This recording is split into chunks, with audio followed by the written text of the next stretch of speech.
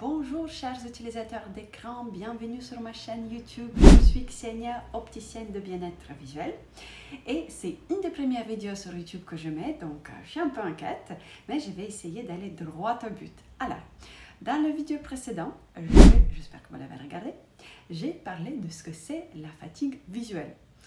Donc, un terme qui nous vient d'anglais, qui la désigne, qui veut dire Computer Vision Syndrome, la vue touchée par l'écran d'ordinateur ou autre. Mais la fatigue oculaire n'est pas que due à l'écran, elle est due également à toute activité en vision de près.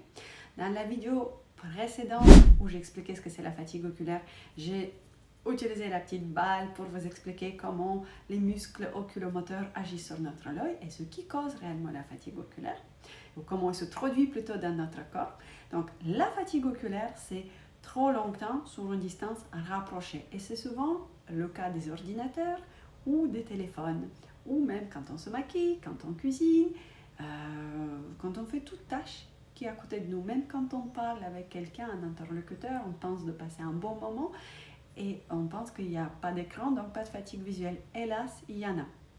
Donc c'est à nous de prendre soin de nos chers précieux yeux qui nous permettent de voir la beauté de ce monde.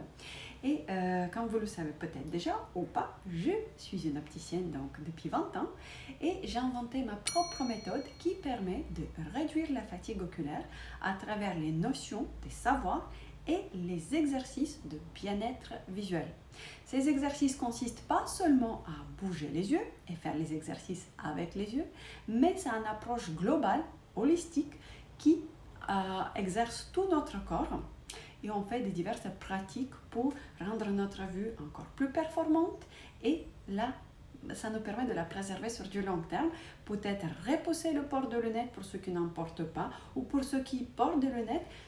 Potentiellement même, on peut améliorer votre vision ou en tout cas stopper sa rapide dégradation.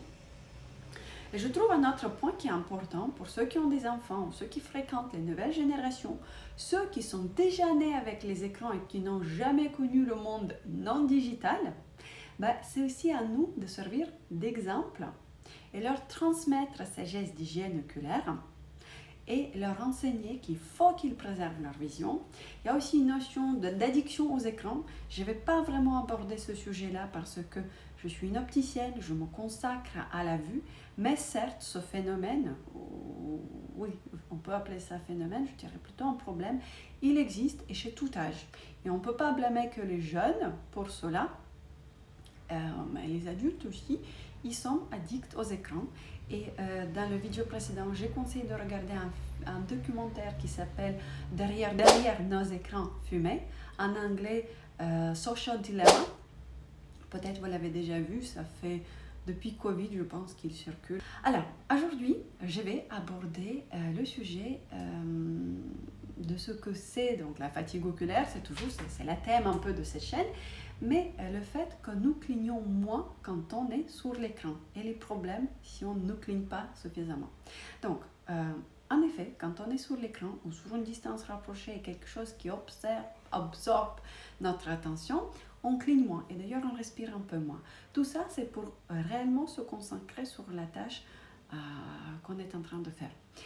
Donc, normalement, physiologiquement, on cille tous les 6 secondes en moyenne. Mais avec l'écran, ou même si on prend l'exemple d'un esthéticien, un dentiste qui n'est pas forcément devant un écran, eux, ils vont quand même aussi moins cligner. Donc ce temps de non-cillement peut se prolonger davantage, ce qui rompt le film lacrymal qui est posé sous la cornée, sur le devant de notre œil, et ça cause un assèchement de notre cornée. Et donc, si on ne cligne pas, les larmes, ils apportent bien sûr l'hydratation. Mais ce n'est pas que la notion d'hydratation qui est en cause, c'est aussi l'oxygénation, c'est la nutrition de notre œil, c'est la protection contre les infections. Donc, est-ce que je dis nutrition? On ne nourrit pas suffisamment notre œil. Pourquoi? Parce que dans les larmes, il n'y a pas que de liquide, il y a aussi d'autres, par exemple les lipides, qui sont nécessaires pour avoir le nutriment pour notre œil. Du coup, notre cornée ici aussi, quand il n'y a pas de larmes, elle est moins lisse, ce qui rompt la couche lacrymale et ce qui rend l'image moins nette. Donc, vous voyez combien de points ou combien de notions sont couvertes juste par un bon clignement, par ce geste. Du coup, je vous invite à faire des pauses régulières quand vous travaillez sur votre écran.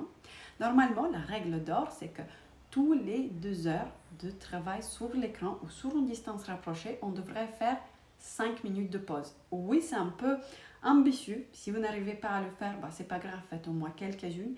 Mais tous les 30 minutes, tous les heures, si vous ne pouvez pas faire tous les 30 minutes, d'escucher votre regard de ce que vous êtes en train de faire en vision de près. Prenez une grande inspiration, expiration, regardez au loin et clignez davantage, comme un papillon qui bat ses ailes. Comme je disais déjà, mes clients m'appellent souvent Madame Papillon, car je les fais cligner souvent.